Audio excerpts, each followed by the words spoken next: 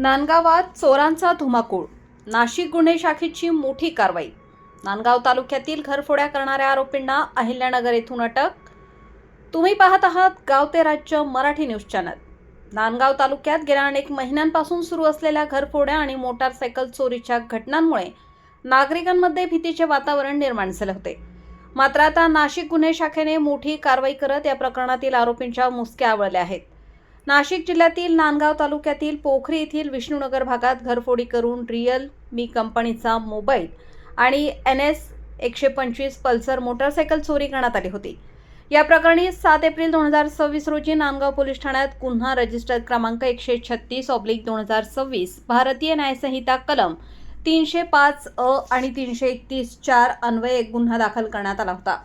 दरम्यान तालुक्यात वाढलेल्या चोरीच्या घटनांमुळे नागरिकांमध्ये संतापाचे वातावरण निर्माण झाले होते।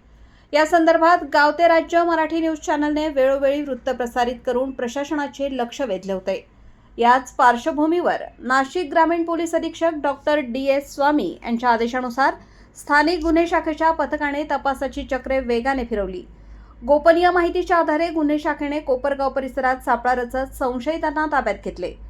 कसून चौकशी केली असता आरोपींनी नांदगाव तालुक्यातील पोखरी येथील विष्णुनगर भागात चोरी केल्याची कबुली दिली।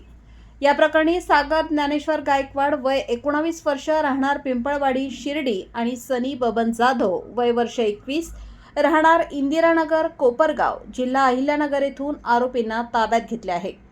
सदर आरोपींकडून आणखी काही घरफोडी आणि चोरीचे गुन्हे उघडकीस येण्याची शक्यता पोलिसांकडून व्यक्त करण्यात येत आहे।